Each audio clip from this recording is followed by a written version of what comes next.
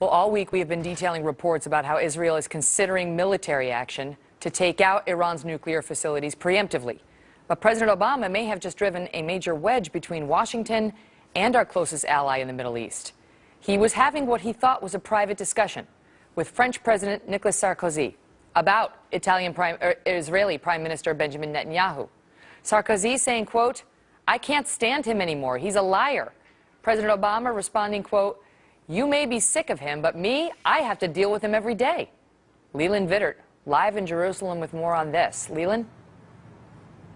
Megan, the timing on this could not be any worse, as Israel and the United States have been discussing the possibility of an Israeli strike on the Iranian nuclear program. You'd think that these two leaders would try to be having the most honest and frank conversations they could. That certainly does not seem to be the case based on how President Obama told the French president he feels about Prime Minister Netanyahu. Now, remember, Prime Minister Netanyahu and the American president have not exactly had the warmest relationship of all time, but these talks at the G20 summit and this new, what was supposed to be private conversation, certainly doesn't make those very icy relationships any warmer. Remember, this also comes at a time when Israel is increasingly isolated around the world. The French, the Europeans have been very critical of Israel building more settlements on the West Bank. Not only that, you have the situation where the peace talks have broken down with the Palestinians, something the world is not very happy with Israel about. Israel's ambassador to Turkey has also been kicked out, and Israel's relationship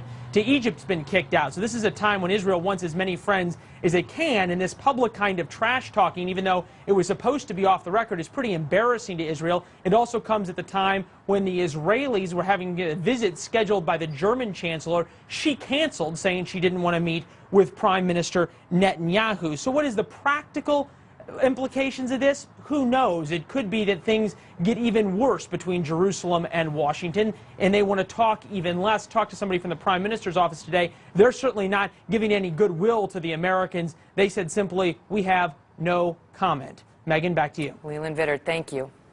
Well, Leland just mentioned how there have been some bumps in the road for this president's relations with Israel. June of 2009, the president criticized the Jewish state for continuing to build Israeli settlements in the West Bank. March of last year, the president reportedly walked out of a meeting with Israeli Prime Minister Benjamin Netanyahu. February of this year, UN Ambassador Susan Rice was very critical of the same settlement building in some high-profile remarks at the UN. And you may remember just last May when President Obama created a stir when he called for an independent Palestinian state based on the 1967 Israeli borders.